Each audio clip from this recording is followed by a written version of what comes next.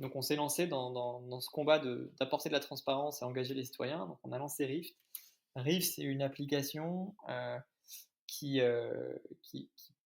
qui permet à tout épargnant de scanner son épargne et de connaître ainsi dans quel pays elle investit, dans quel secteur d'activité elle est investie, euh, qui la gère. Parce que je pense que c'est important de comprendre qui gère son épargne.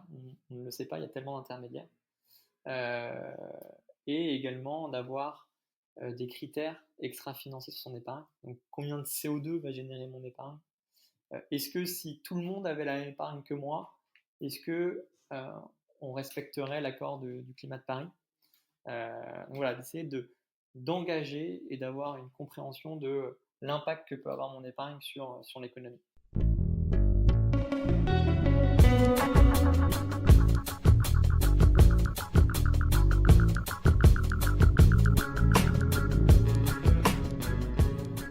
Bienvenue sur Oser, le podcast de l'engagement pour un monde durable. Je m'appelle Jean-Philippe Descas, citoyen engagé pour l'émergence d'un nouveau modèle de société, respectueux des limites physiques de notre planète, plus juste et plus solidaire. Dans Oser, je reçois des acteurs du changement qui nous racontent leur parcours, nous donnent des clés pour comprendre les enjeux de la transition et des pistes pour faire bouger les lignes. Oser est un podcast indépendant à but non lucratif et que j'anime de manière entièrement bénévole. Mon ambition est de participer à la prise de conscience citoyenne sur l'urgence d'agir et de changer de paradigme de société. Je souhaite aussi participer à faire rêver les gens à un autre monde, où les valeurs de partage, de collaboration, de bienveillance et de respect seront portées par tous. Si vous partagez ce désir avec moi, vous pouvez m'aider en parlant de ce podcast à votre entourage, en faisant la promotion des épisodes qui vous plaisent sur les réseaux sociaux, en laissant une note et un commentaire sur Apple Podcast ou tout simplement en me racontant comment vous vous engagez à votre tour.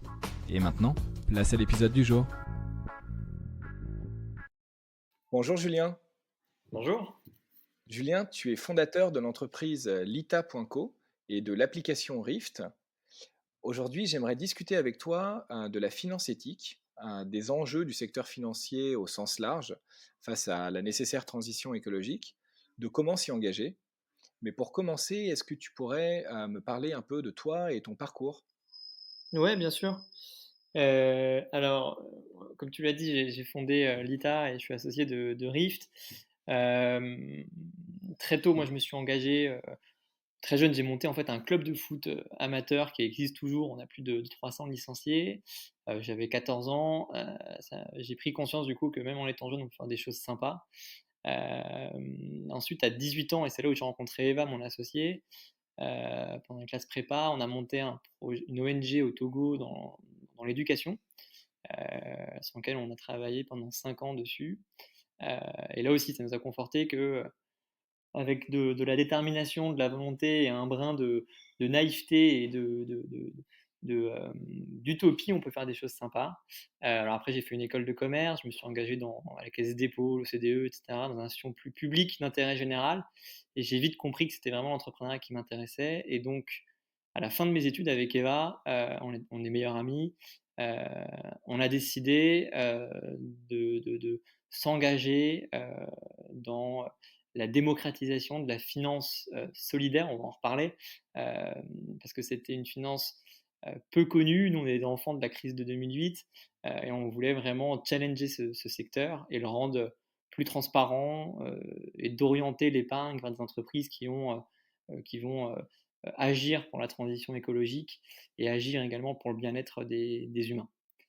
Donc c'est ça mon combat au quotidien et donc très tôt en fait, moi j'ai jamais eu de CDI, j'ai monté ma boîte et donc là bah, je la dirige.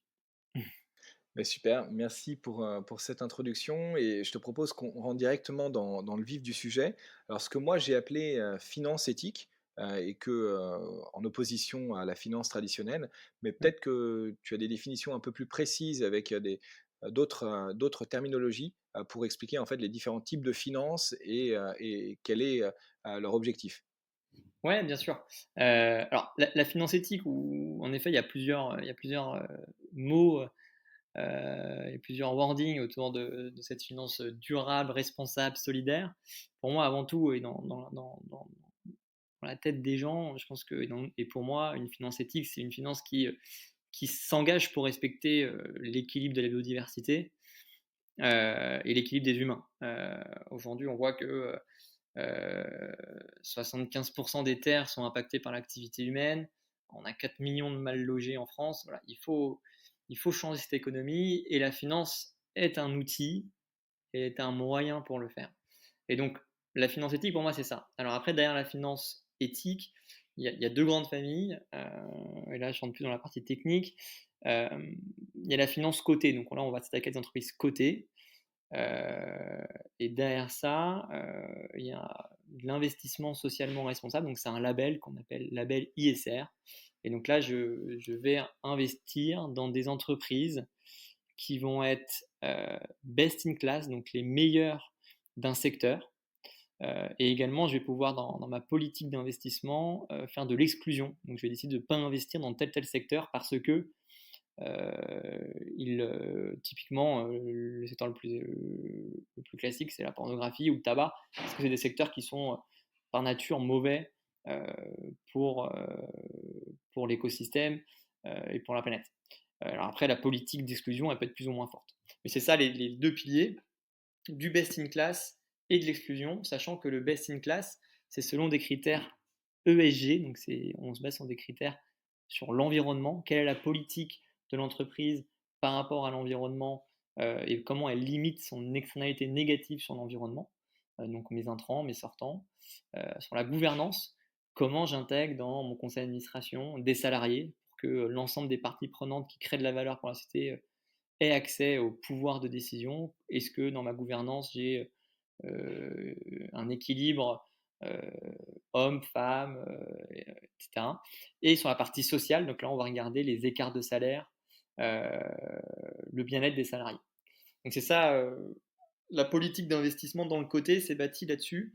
Alors juste, je Ouais. t'interromps juste pour préciser un petit peu. Donc quand tu dis la politique d'investissement dans le côté, c'est pour les sociétés qui sont cotées en bourse, c'est ça? Exactement, exactement. D'accord. Donc là, on est Les en petites train de entreprises qui ont parler. une taille importante. D'accord. Donc là, on est en train de parler, par exemple, des boîtes du CAC 40. Donc si on a envie d'investir de manière responsable dans des boîtes du CAC 40, on a deux moyens de le faire. Soit en décidant par différents critères quelles sont celles qui sont, comme tu dis, best in class, donc qui vont respecter un certain nombre de règles, ou alors en excluant carrément certaines qui sont dites, justement, politiquement incorrectes parce qu'elles font, comme tu disais, de la pornographie ou par exemple des hydrocarbures et autres. Exactement, Ok. c'est bien ça. Et ensuite, l'autre, c'est la finance non cotée, donc l'investissement dans des sociétés de plus petite taille qui ne sont pas cotées en bourse. Et là, ici, c'est de l'investissement solidaire ou de l'investissement à impact. Et donc là, je vais investir directement dans des sociétés. euh, et là, je vais chercher des sociétés qui vont avoir un impact positif par leur activité. C'est-à-dire que dans leur objet social, ça reste une entreprise, il y a la volonté d'avoir une rentabilité financière. Mais je vais intégrer en plus de ma rentabilité financière des critères et des objectifs euh, de lutter euh, contre un problème social, environnemental ou sociétal. Et je vais l'intégrer dans ma stratégie. Et c'est à travers du coup cet investissement à impact euh, que je vais financer cette entreprise-là. Et donc dans ma politique d'investissement, là, la différence, c'est que je suis prêt à prendre plus de temps. La finance classique, généralement, on est sur des horizons de temps de 3 à 5 ans. Là, quand j'investis dans un impact, j'accepte une durée plus longue et j'accepte également une rémunération plus basse parce que je vais être récompensé par l'impact que j'ai produit grâce à mon investissement. Donc ça, c'est l'investissement à impact dans l'entreprise non cotée. Donc voilà les deux grandes tendances. Ensuite, moi, épargnant, comment donc ça, en fait, c'est les deux tendances d'investissement. Ensuite, moi, épargnant, comment j'investis? J'ai plusieurs solutions. Soit je vais voir mon banquier et je vais investir dans un produit d'investissement bancaire. Soit je peux demander à mon entreprise de faire de l'épargne salariale. Soit je peux décider moi-même en direct d'investir dans des entreprises de mon côté. D'accord. Et est-ce que tu aurais des ordres de grandeur un petit peu de ce que représentent ces différents types d'investissements au niveau coté? Donc, les investissements ISR, ça représente quoi par rapport aux investissements cotés? Et qu'est-ce qu'on appelle réellement en fait un investissement coté? Parce que j'imagine que c'est pas que les petits épargnants, c'est quel type en fait d'épargne qui sont ensuite investis dans ces sociétés, qui sont les gens qui investissent là-dedans, euh, par quel biais et qu'est-ce que ça représente en fait par rapport au montant investi de manière globale, juste pour avoir une idée. Ouais, bah, faut savoir qu'aujourd'hui, l'épargne des Français, c'est à peu près 5 milliards d'euros.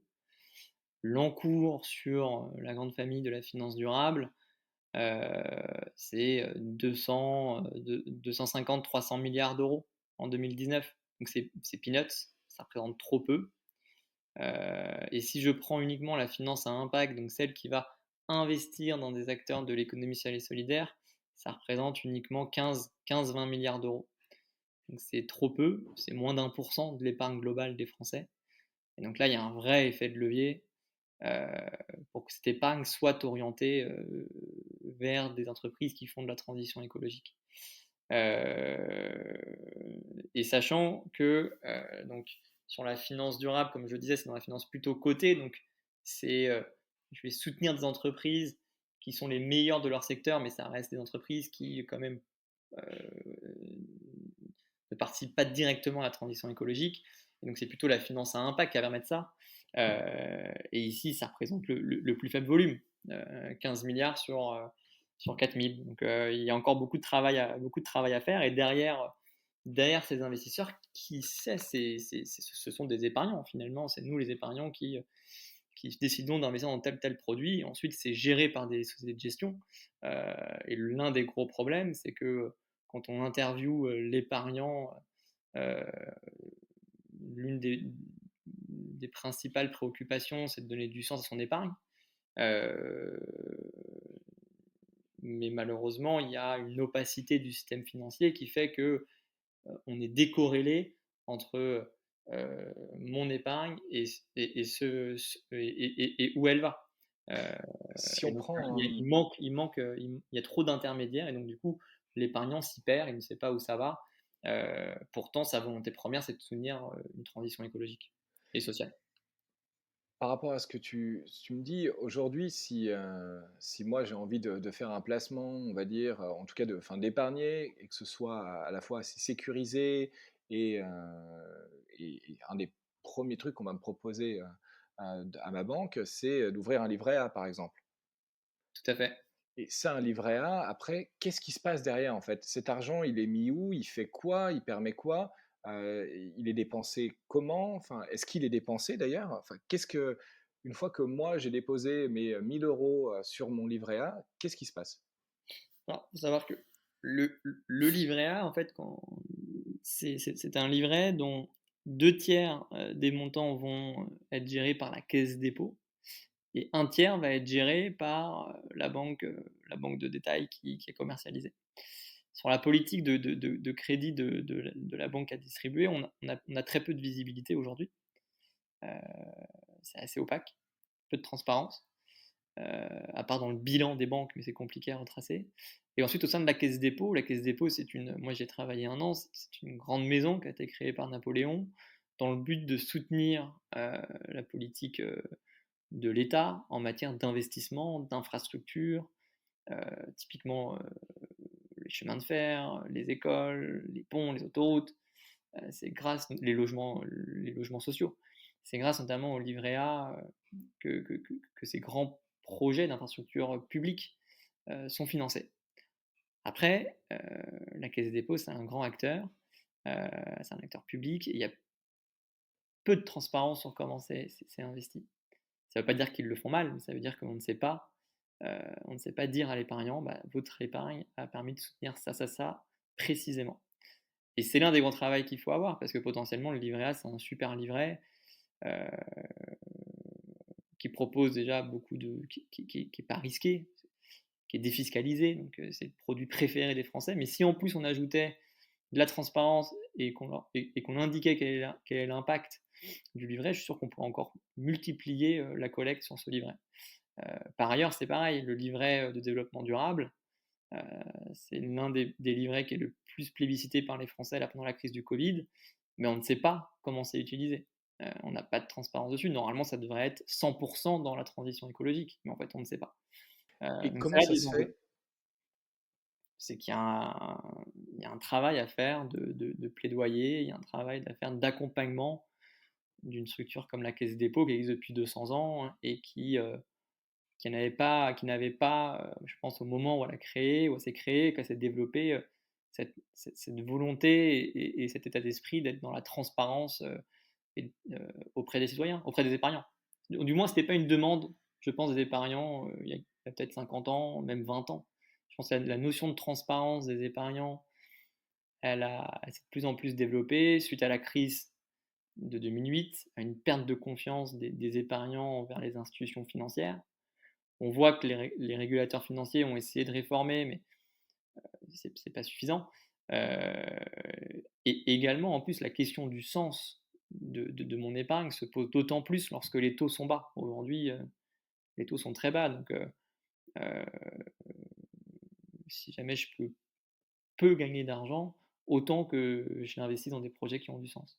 Et donc je pense que ces deux tendances structurelles à la finance qui ont fait qu'il y a cette volonté-là. Et la troisième, c'est qu'il y a une prise de conscience globale, et là on peut le voir dans l'alimentaire, dans le bio, on peut le voir enfin, partout dans tous les secteurs où le consommateur cherche euh, du durable, de la transparence, du circuit court. Et donc ces tendances-là s'appliquent également, non, s'appliquent également maintenant à la finance. Tu le disais tout à l'heure, le livret A, c'est le placement préféré des Français. Ouais. Est-ce que tu pourrais nous dire un petit peu de quelle manière aujourd'hui les Français organisent un petit peu leur épargne de manière traditionnelle? J'imagine que l'immobilier, il y a une certaine part importante aussi là-dedans, mais je ne sais pas trop si on le compte en fait dans une épargne. Et quelle a été l'évolution de la finance à impact, que ce soit à travers l'ITA.co, du crowdfunding, des livrets B à la nef Mm. et autres. Comment est-ce que ça s'est développé? Qu'est-ce qui prend? Pourquoi? Et quelle est un peu la demande à ce niveau-là? Ouais, bah, généralement, l'épargne d'un Français, c'est composé d'un livret A, d'une assurance vie et d'une partie d'immobilier. Il y a une faible culture en France de l'épargne dans l'économie réelle en direct, ce qui peut y avoir plus dans d'autres pays, notamment des pays anglo-saxons. Euh, En Qu'est-ce que France, tu appelles épargne dans l'économie réelle? ça va être l'investissement direct dans des sociétés, ça va être dans des fonds qui vont investir dans de l'économie, dans des entreprises, des PME, des ETI. Ça, c'est peu développé. Ça s'est D'accord. développé, ça s'est développé notamment grâce à l'ISF. Parce que, et c'était plutôt des incitations fiscales qui amenaient les Français, notamment les plus fortunés, à investir dans des PME parce qu'il y avait une réduction d'impôts importante. Et malheureusement, le gouvernement, enfin malheureusement ou pas, moi ce qui m'importe, c'est que la collecte, enfin l'orientation de l'épargne vers des PME qui créent de l'emploi, qui créent le tissu économique de la France se développe. Malheureusement, cette incitation fiscale a été supprimée en 2018 par le gouvernement actuel, mais, euh, mais donc il y a du travail à faire, il y a de la pédagogie à faire. Euh, et aujourd'hui, nous, on a créé l'ITA en 2014. On, on a vu tous les freins qu'il y avait. Parce que nous, notre proposition de valeur chez l'ITA, c'est d'investir en direct dans des entreprises durables, qui sont des entreprises qui ont entre 5 et 200 salariés. Euh, et il y avait beaucoup de freins au début, euh, parce qu'on passait pas par un banquier, on passait par une plateforme digitale. Voilà. Aujourd'hui, je pense que les freins ont été levés euh, auprès de certaines populations. Si jamais on veut toucher le grand public, il faut encore aller plus loin. Euh, et il y a une tendance de fond qui est assez claire. C'est, comme je te le disais, c'est la recherche de sens avec des taux bas, avec une crise autour des institutions financières. Et là, en 2020, avec le Covid, qui a amené un temps long, un temps de réflexion, qui a montré les limites du système actuel. Et nous, pendant le premier confinement, on a connu un vrai boom des demandes d'investissement avec du sens sur l'ITA. On a quasiment plus que doublé la collecte d'épargne. Donc il y a une vraie tendance sur l'investissement à impact chez l'ITA. La nef également, il y a une demande constante d'épargne. Il y a plus maintenant aujourd'hui un souci à trouver les entreprises et à trouver les moyens d'investir l'épargne qu'ils collectent parce qu'ils sont sursollicités. Donc ça va dans le bon sens. Et alors attends, est-ce que tu peux, peut-être, expliquer quels sont les différents produits d'épargne responsable ou d'épargne à impact, qu'on Mmh. trouve chez l'ITA, qu'on trouve à la Nef, qu'on peut trouver, potentiellement ailleurs? Et cet engouement pour ce type d'épargne, il se fait au détriment de quelle épargne, que plus traditionnelle? Ah, c'est une bonne question. Alors, pour répondre à ta première question, alors je suis quelqu'un, imaginons je suis quelqu'un qui veut investir, voilà, je commence à me poser la question, «Merde, mon épargne voilà». L'une des premières questions qu'on demande souvent à un investisseur, c'est: «Est-ce que vous savez, où est investie votre épargne?» Généralement, il y a très peu de gens qui le savent, c'est non. Donc faut poser la petite graine, heu, pour que ces questions se posent. Après on lui conseille d'aller voir son banquier et lui demander, «Est-ce que vous pouvez répondre à cette question?» Généralement le banquier il sait pas. Heu et donc là, il y a des solutions. Donc, il y a différentes solutions. Il y a 3 types de solutions et ça, on peut tout retrouver sur, Finansol, qui est l'association qui fait du plaidoyer autour de la finance solidaire. Il y a 3 types de produits. Il y a moi, en tant que salarié d'une grande entreprise, je peux faire de l'épargne salariale et depuis 2005, il y a une loi, la loi Fillon, qui oblige toute entreprise à proposer des produits d'épargne salariale solidaires dans mon entreprise, et ces produits vont ensuite être gérés par des gestionnaires d'épargne. Il y en a 4 grands en France: Erova, Amundi, BNP et Ecofi, c'est Crédit Coopératif. Et donc sur le montant qu'ils collectent, il y a 90% qui vont être investis dans des entreprises cotées avec la logique qu'on a présentée tout à l'heure, best in class ou exclusion. Et il y a 10% qui va être investi dans du non coté, dans des entreprises de l'économie sociale et solidaire. Ça, c'est une première possibilité, moi, en tant qu'épargnant, que je peux faire. Juste, Deuxième, excuse-moi, sur, ouais. toujours sur cette première possibilité, comment est-ce que ça se passe, l'épargne salariale? Alors moi, je suis un peu comme toi, j'ai toujours été entrepreneur, j'ai jamais été vraiment salarié d'une grosse boîte, donc je sais pas vraiment, comment est-ce que ça fonctionne? C'est une partie de ton salaire qui est directement investie? Comment ça marche? Ça, en fait, c'est soit tu peux, y verser tes primes, les primes que tu reçois chaque fin d'année, soit tu peux y verser également des congés que tu n'as pas pris, soit également toi-même tu peux épargner une partie de ton salaire. Et généralement, en fonction de l'entreprise dans laquelle tu bosses, il va y avoir une politique d'abondement de l'entreprise pour t'inciter à épargner, à faire de l'épargne salariale. Et Et quel est typiquement, l'intérêt de l'entreprise? de te fidéliser, une autre source de rémunération auprès de ses salariés. Ah d'accord, OK.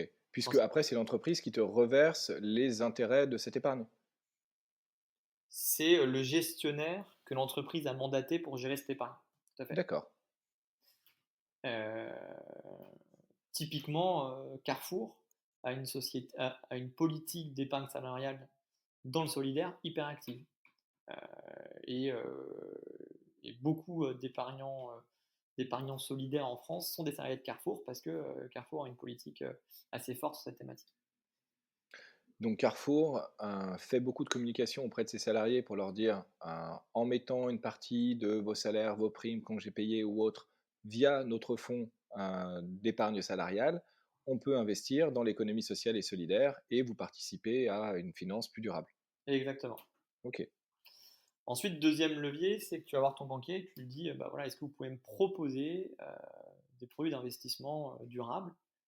Et alors là, en fonction des banques, il y a différents types de produits.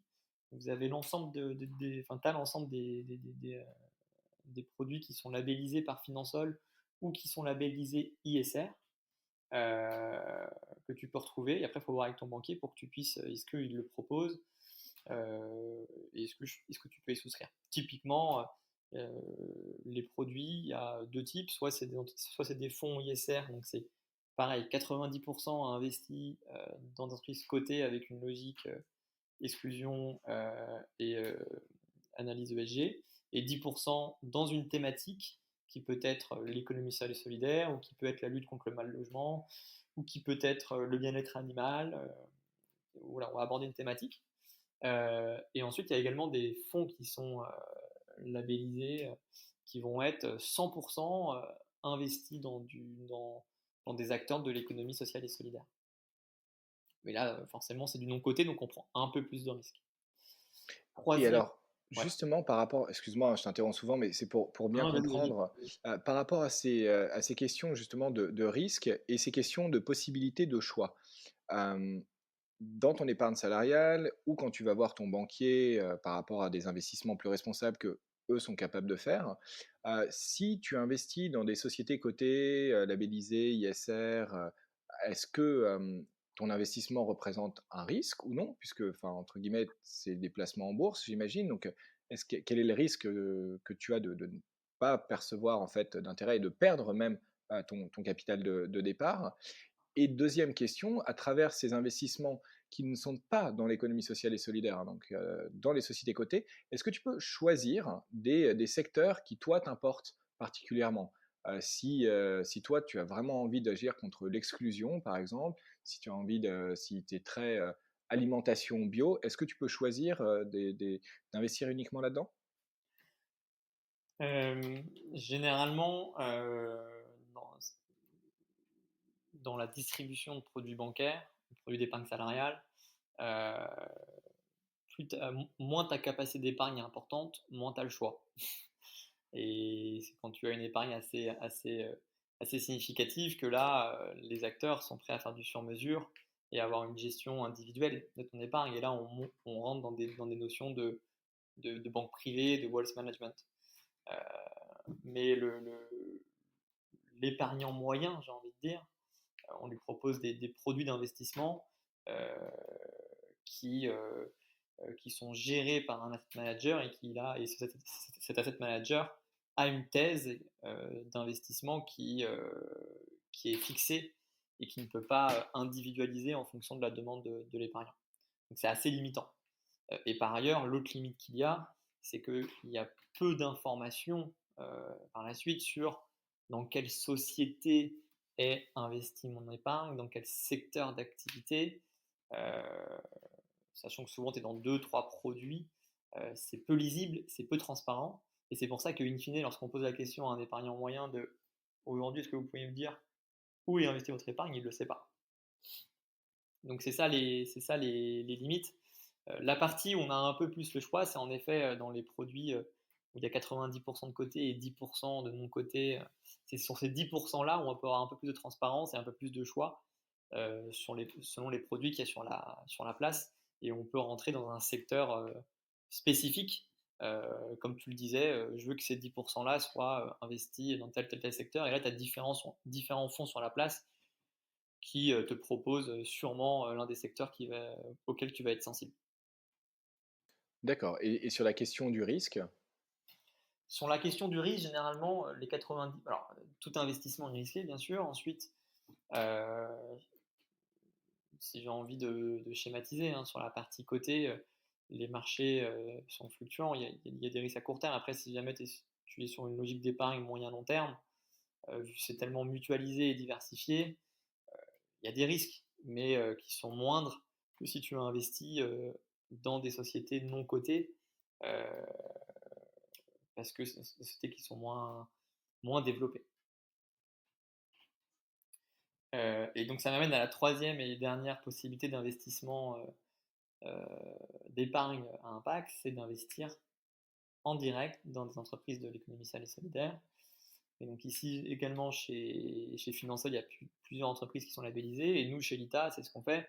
C'est l'ITA, notre boulot, c'est d'analyser ces entreprises, de faire une sélection. On en sélectionne uniquement 3% à peu près sur celles qui viennent à nous. Donc on en reçoit à peu près 1000, on en finance 30 par an.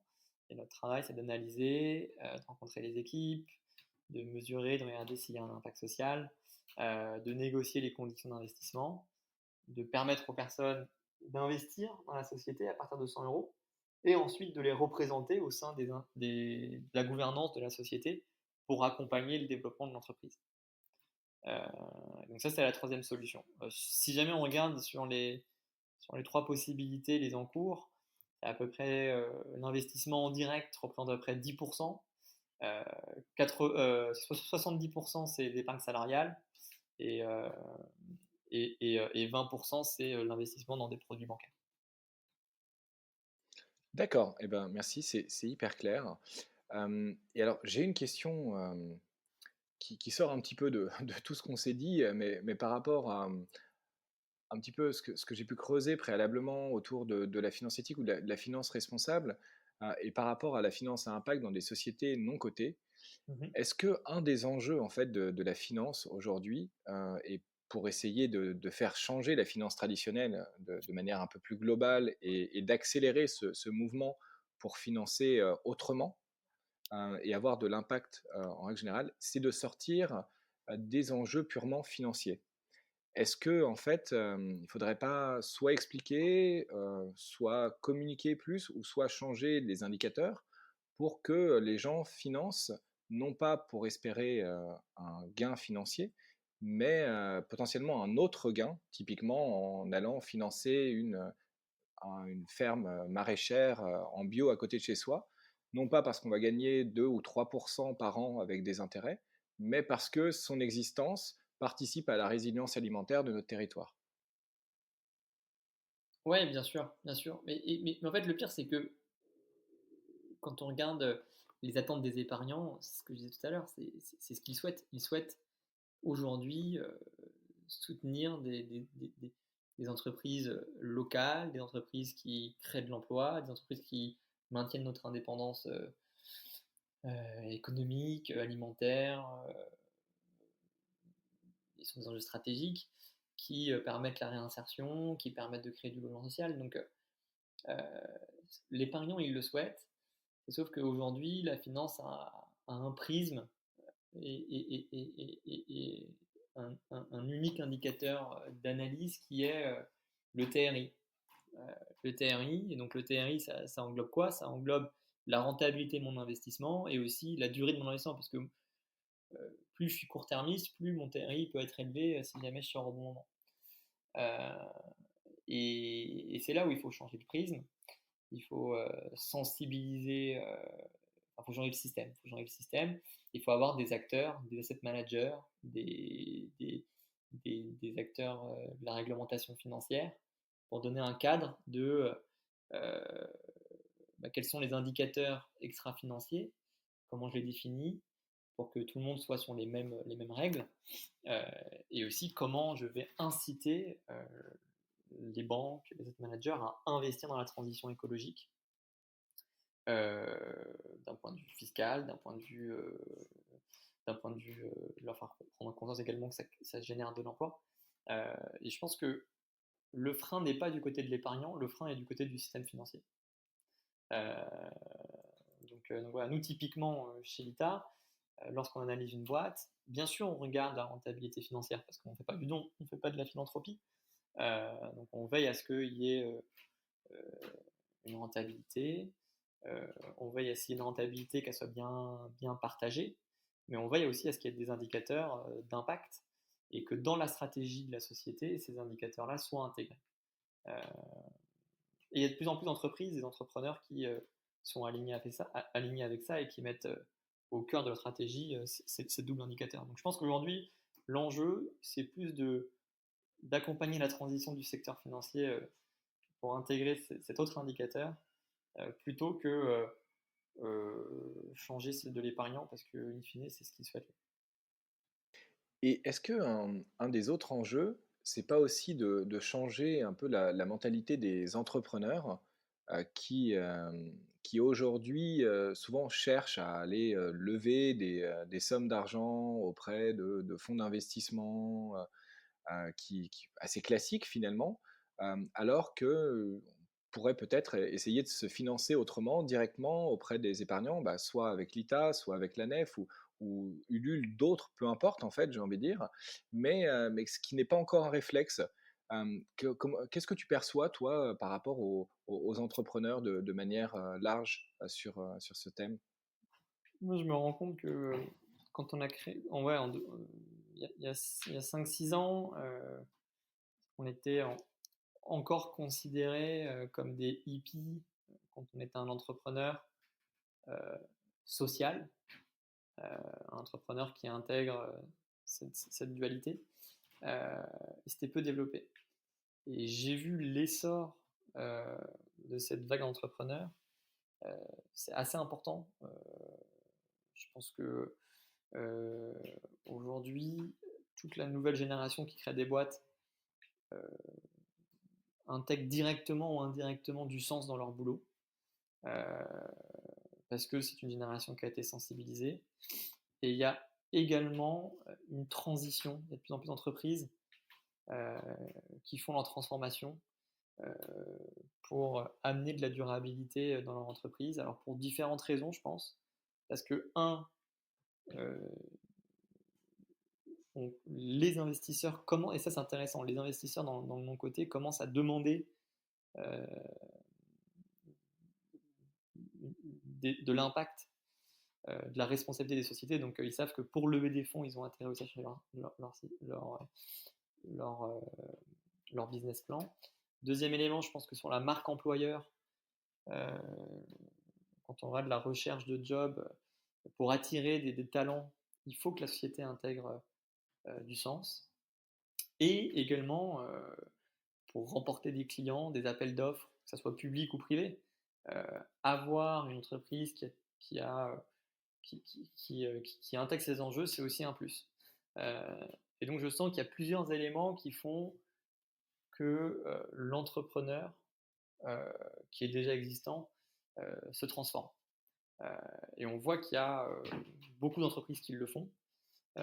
Donc maintenant, pour accompagner cette transformation, je pense que l'un des principaux freins qu'il faut lever, c'est que les actionnaires doivent accepter que la société potentiellement fasse de l'investissement et donc moins de profit, peut-être plus de pertes à court terme, mais pour une meilleure performance à long terme et, et amener plus de durabilité d'un point de vue impact sociétal.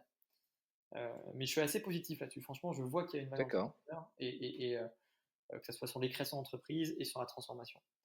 Donc, Et aujourd'hui, sur un lancement de start-up, par exemple, est-ce qu'on peut espérer lever les mêmes sommes d'argent auprès d'épargnants en direct sur une plateforme comme Lita qu'auprès de fonds de venture capitalistes qui peuvent mettre quelques millions d'euros au lancement d'une entreprise? Est-ce qu'on arrive à concurrencer au niveau de l'impact pour être sur sur les mêmes apports financiers aujourd'hui? C'est possible? ouais, tout à fait. Et en plus, moi, nous, sur l'ITA, on représente les investisseurs citoyens, mais on n'est pas opposé à investir avec des fonds d'investissement qui intègrent dans leur thèse cette logique de long terme et cette logique euh, stratégie, de stratégie impact et économique. Il y en a de plus en plus. Et c'est là où c'est intéressant, c'est que euh, aujourd'hui, quasiment par trimestre, il y a 5 à 10 fonds nouveaux qui se lancent et donc qui ont convaincu des investisseurs pour l'orienter vers des entreprises sociales ou environnementales. Donc aujourd'hui, il est très facile aujourd'hui de lever de l'argent euh, quand on est une entreprise qui se dit sociale ou qui est environnementale. Donc faut faire gaffe aussi. Hein. Ça demande qu'il faut il va y avoir un comportement aussi d'opportunité, potentiellement de greenwashing et tout. Donc faut bien veiller à ça. Nous, on y fait très attention chez l'État parce il y a énormément de fonds qui arrivent dans cette économie-là. Et il va y avoir des comportements de passagers clandestins, on va dire. Mais aujourd'hui, clairement, une entreprise sociale peut lever des sommes assez importantes, autant que dans l'économie classique.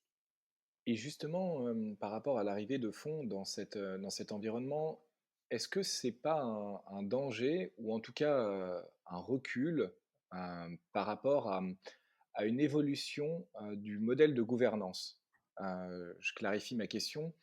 Quand on est financé en tant que créateur d'entreprise sur une nouvelle initiative par de multiples épargnants qui mettent 100 ou 1000 euros chacun, et qui du coup cherchent autre chose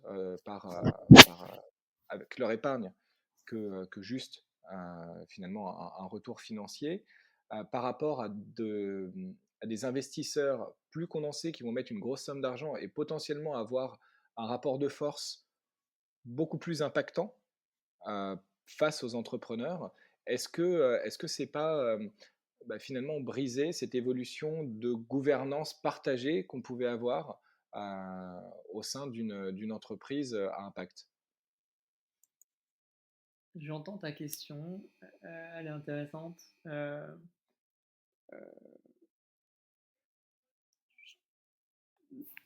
Plusieurs réponses. C'est que nous, avec l'État, en effet, on fait investir des citoyens, et il y a cette notion d'intégrer la société civile à son capital et au développement de la société, qui est très fort. Euh, et on vit des moments assez géniaux en assemblée générale, euh, de consommateurs, de bénéficiaires qui sont au capital de l'entreprise. Et il y a des belles histoires également d'actionnaires qui apportent une vraie valeur à la société. Après, dans les instances de gouvernance, c'est le comité stratégique, le conseil d'administration. On ne peut pas être 10 000. Pour avoir une bonne gouvernance efficace, il faut être 5, 6, 7 personnes. Et donc là, il y a un représentant des actionnaires citoyens qui y va. Généralement, c'est une personne de l'État ou un investisseur qui participe qui a investi et qui a une réelle valeur à apporter à la société. Donc au final, on a un représentant. À nos côtés, généralement, on a également des fonds d'investissement. Donc moi, pour répondre à ta question, c'est euh, le plus important pour moi, pour l'entreprise qui veut garder son impact, etc., c'est de choisir et de sélectionner ses investisseurs, que ce soit des fonds ou que ce soit des individus, que ce soit la société civile, c'est savoir qui va les représenter, quelle est la thèse d'investissement, euh, la durée, combien de temps ils sont là pour combien de temps, est-ce qu'ils sont prêts à réinvestir, est-ce que dans leur thèse d'investissement, ils intègrent une logique de TRI, mais aussi une logique d'avoir un objectif d'impact dans leur... Et donc, ils vont piloter leur investissement selon également ces deux critères. C'est ça pour moi l'enjeu principal. Et ce qui est intéressant en tendance, c'est qu'il y a de plus en plus de fonds qui mettent ça en place. Et pareil, dans le métier des fonds d'investissement, généralement, une équipe qui gère un fonds, elle est intéressée par un carried interest. C'est sur le TRI que va faire un fonds, il va devoir apporter de la valeur à ses investisseurs. Il y a une partie qui va être reversée à l'équipe de management. Et de plus en plus, dans ce secteur-là, il y a une pratique qui dit que le carry d'intérêt doit être calculé sur une base de TRI, mais également sur une base d'objectifs d'impact. Et donc là, on change, c'est ce que je disais tout à l'heure, c'est qu'on change un petit peu la politique d'investissement, c'est qu'on intéresse également les gestionnaires à avoir de l'impact et pas seulement du TRI.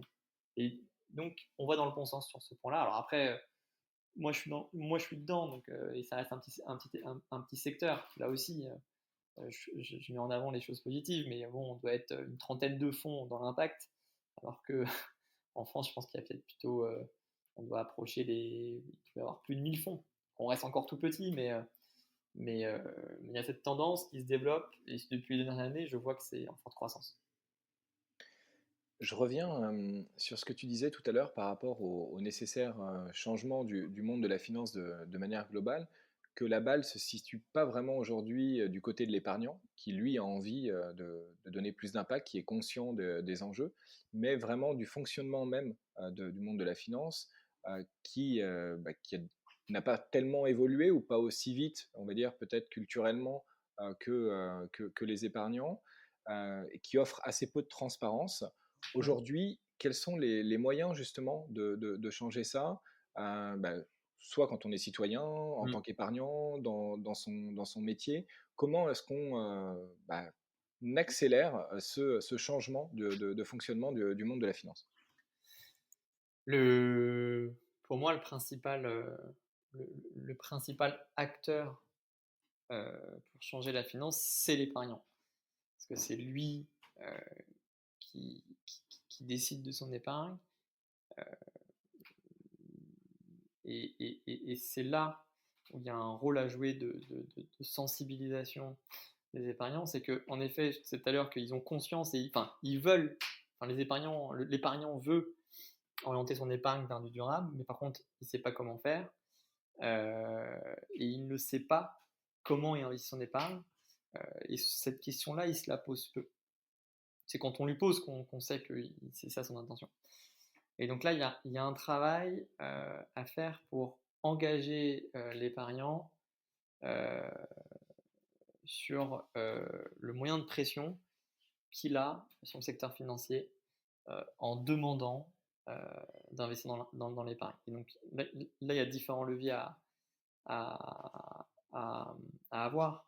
Le premier, c'est toi, moi, tout le monde, d'aller voir son banquier, de lui demander euh, d'orienter son épargne vers des entreprises, enfin vers des fonds qui vont agir pour la transition écologique. Euh, Ça, je pense que tout le monde devrait faire ça, tout le monde devrait poser la question. Et si jamais le banquier ne sait pas, c'est de sortir l'argent de son épargne de cette banque et de l'orienter vers d'autres initiatives, vers des banques qui proposent des produits responsables, euh, typiquement le crédit coopératif, de l'orienter vers des alternatives type la nef, de l'orienter vers l'ITA, vers d'autres plateformes d'investissement. Et je pense il faut, dans un premier temps, euh, euh, interroger son banquier, et s'il n'y a pas de réponse, d'agir et de l'orienter vers d'autres acteurs.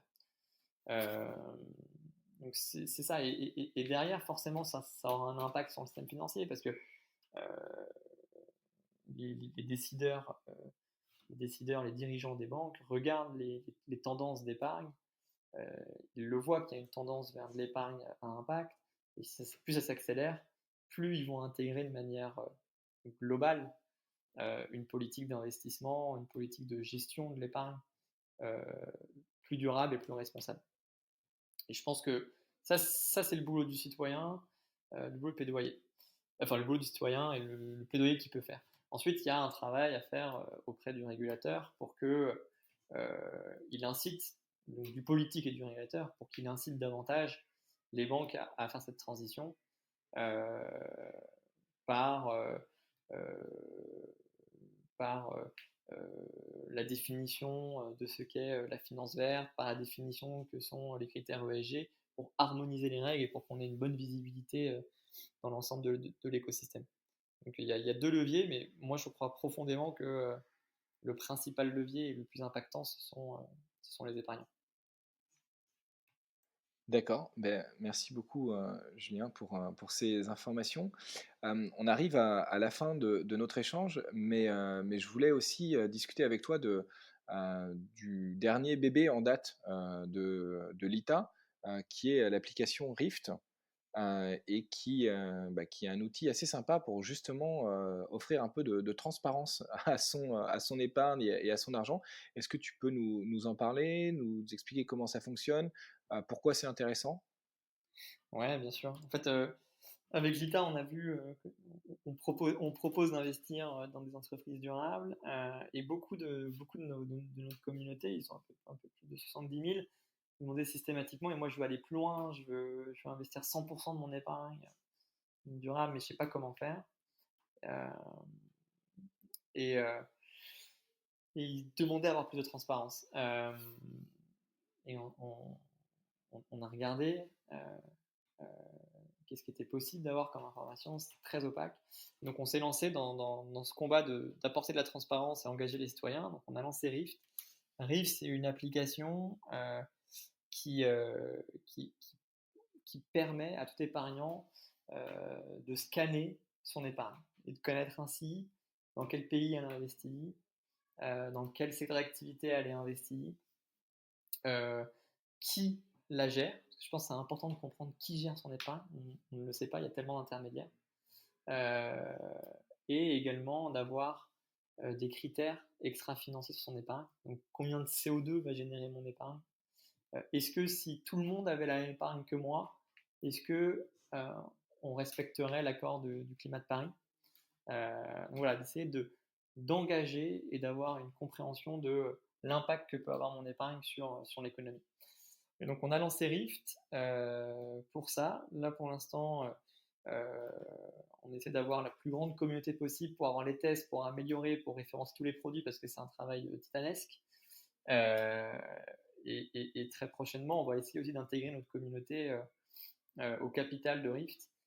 L'idée est vraiment d'en faire un outil citoyen et un outil de sensibilisation pour euh, engager les épargnants vers plus de transparence et vers des placements de plus en plus durables. Donc, euh, donc voilà, c'est gratuit, c'est à tester, c'est simple. Et ensuite, du coup, on peut montrer à son banquier, bah, regardez, mon épargne, ça va pas, elle est investie 10%, 10% dans le charbon, je comprends pas, il n'y a pas du tout investi en France. Donc voilà, c'est un bon outil pour aller challenger son banquier. Génial, merci beaucoup Julien. Et puis bah, bravo déjà pour ce que vous faites avec l'ITA et avec l'application Rift et pour cet engagement pour changer la finance. C'est vraiment super. Et donc bah, encore félicitations. Et puis merci beaucoup pour toutes ces explications et cet éclairage. Et puis à très bientôt. Merci à toi, à bientôt.